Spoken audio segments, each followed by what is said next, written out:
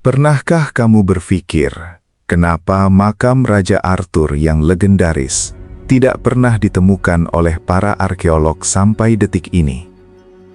Berabad-abad lamanya, pencarian tanpa henti dilakukan dari dataran Glastonbury hingga pesisir Cornwall, namun hasilnya selalu nihil. Jawabannya sebenarnya sangat sederhana, sekaligus sangat mengerikan dan mengancam nalar manusia. Sesuatu yang pada dasarnya bukanlah manusia sejak awal, tidak akan pernah meninggalkan jasad fisik untuk dikubur. Kisah ksatria suci berbaju zirah berkilau hanyalah sebuah selubung manis yang diciptakan untuk menutupi kenyataan kelam yang akan membuat. Mari kita tarik mundur waktu ke abad ke-5 Masehi. Bangsa Briton kuno sedang berada di ambang kepunahan, dibantai tanpa ampun setiap malam oleh invasi ganas bangsa Sakson.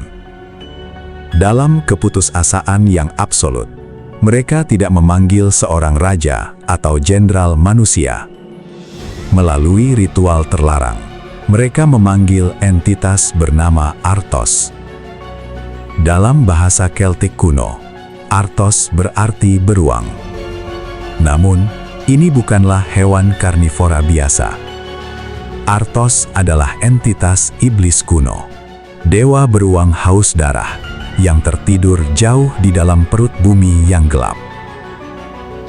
Keputusasaan mengubah manusia menjadi monster pemuja iblis. Dan pada malam itu, pintu neraka akhirnya terbuka lebar. Untuk memanggil iblis kuno yang kelaparan ini, sekumpulan doa penyembahan saja tidak akan pernah cukup. Dibutuhkan tumbal darah manusia hidup dalam skala yang masif dan mengerikan. Raja Uther Pendragon sejatinya bukanlah seorang pemimpin bijaksana, melainkan seorang pimpinan kultus sesat yang tega mengorbankan ratusan rakyatnya sendiri di atas altar batu yang dingin. Dari lautan darah kental dan jeritan kesakitan yang menggema di dinding gua itulah, entitas gelap yang dunia modern kenal sebagai Arthur perlahan bermanifestasi. Ia tidak lahir dari rahim seorang ratu yang suci, melainkan merangkak naik dari kedalaman jurang penderitaan, membawa kelaparan akan jiwa manusia yang tak terpuaskan. Buku-buku sejarah romantis mencatat bahwa Raja Arthur berhasil memenangkan 12 pertempuran besar melawan bangsa Sakson seorang diri dengan gagah berani. Mereka menyebutnya sebagai simbol keberanian paripurna, padahal malam itu yang terjadi adalah murni pembantaian tanpa sisa.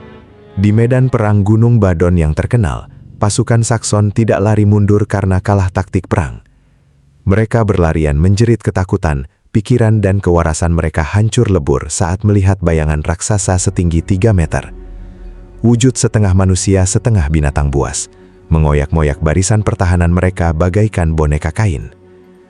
Entitas iblis itu tidak memimpin pasukan, ia hanya melahap jiwa-jiwa prajurit di tengah kabut berdarah. Dan bagaimana dengan kesatria meja bundar yang agung dan legendaris? Kisah-kisah pengantar tidur menceritakan mereka sebagai kesatria suci yang mengembara mencari Holy Grail demi kebaikan umat manusia. Kenyataannya sangat menjijikan. Meja bundar tersebut adalah altar pengorbanan raksasa, tempat kultus berkumpul. Orang-orang ini bukanlah kesatria pembela kebenaran, melainkan penjaga rahasia gelap, sekumpulan penyihir hitam dan algojo kejam yang bertugas terus menyediakan pasokan daging dan darah segar. Mereka harus memastikan sang entitas beruang tetap kenyang dan bisa dikendalikan. Holy Grail bukanlah piala suci milik Tuhan, melainkan cawan kutukan, tempat darah para tawanan ditampung untuk diminum sang dewa iblis. Namun, kekuatan iblis liar ini perlahan semakin tak terkendali seiring bertambahnya darah yang ia minum. Para pimpinan kultus segera menyadari bahaya fatal, bahwa mereka telah membesarkan sebuah anomali yang akan memangsa mereka sendiri. Excalibur pun diciptakan oleh penyihir gelap Merlin. Pedang bercahaya itu bukanlah anugerah mulia dari peri danau mistis, melainkan sebuah segel kutukan kuno terkuat yang pernah ada. Excalibur tidak pernah ditarik dari batu, untuk mengangkat seorang raja yang sah. Tetapi sebaliknya, pedang itu ditancapkan secara paksa, menembus punggung sang iblis beruang, memakukannya lekat ke altar batu raksasa demi mengunci kekuatannya agar tidak membumi hanguskan daratan Inggris. Ketika kekristenan mulai menyebar dan berkuasa di tanah Inggris, para petinggi gereja menemukan sisa-sisa catatan sejarah berdarah ini. Mereka sadar bahwa rahasia ini terlalu keji dan bisa menghancurkan iman manusia jika sampai diketahui oleh publik. Maka dimulailah operasi penyensoran sejarah terbesar dalam peradaban manusia. Gulungan-gulungan asli yang mencatat ritual pengorbanan kanibal dan eksistensi iblis beruang Artos dibakar tanpa sisa. Sebagai gantinya, mereka menulis ulang sebuah fiksi. Iblis haus darah disulap menjadi raja Kristen yang adil dan penyayang. Kebohongan raksasa yang terus diceritakan secara berulang-ulang selama lebih dari 1000 tahun, pada akhirnya berubah menjadi sebuah sejarah yang diyakini secara buta oleh dunia modern. Legenda pengantar tidur mengatakan bahwa Raja Arthur tidak pernah benar-benar mati, melainkan dibawa ke Pulau Suci Avalon untuk menyembuhkan luka-lukanya, dan akan bangkit kembali saat Inggris dalam bahaya. Ironisnya, mereka sangat benar dalam satu hal krusial. Entitas iblis itu memang belum mati.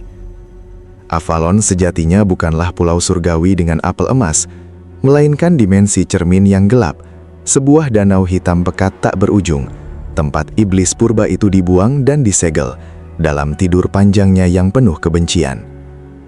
Di dasar perairan gaib yang dingin dan mati itulah, dewa beruang Artos masih bersemayam hingga malam ini.